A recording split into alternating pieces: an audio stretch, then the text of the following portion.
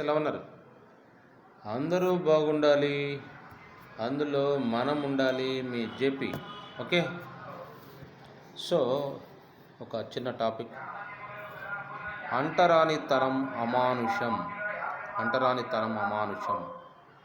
Dear friends, గుర్తుపెట్టుకోండి, మన భారతదేశంలో భిన్నత్వంలో ఏకత్వం.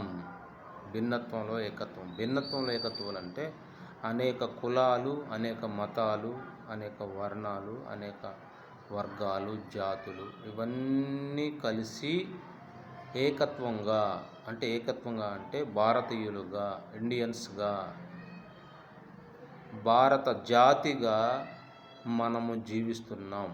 అందుకే రాజ్యాంగంలో భిన్నత్వంలో ఏకత్వం, వివిధ సంస్కృతులు, సాంప్రదాయాలు, పద్ధతులు అన్నిటితో కలిపి, అది కొండ జాతి వారు కావచ్చు, తెగలు కావచ్చు, ఎస్టీ కావచ్చు, ఎస్సీ కావచ్చు, బీసీ కావచ్చు, ఓసీ కావచ్చు, అందరూ కలిపి అది భిన్నం, ఒకరికొకరికి భిన్నం అనమాట. అంటే ఎవరి సంస్కృతి వాళ్ళది, ఎవరి సాంప్రదాయం వాళ్ళది, ఎవరి ఆచారపు అలవాట్లు వారివి, అయినా ఏకత్వం, మేమంతా భారతీయులం. కాబట్టి డియర్ ఫ్రెండ్స్, గుర్తుపెట్టుకోండి, అంటరానితనం అమానుషం.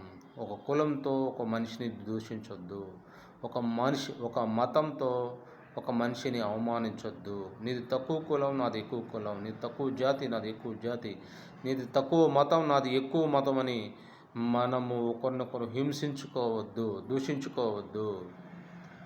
ఆర్టికల్ చెప్తుంది, భారత రాజ్యాంగము హక్కు ఇచ్చింది, ప్రతి ఒక్కరికి బ్రతికే హక్కు ఇచ్చిందనమాట.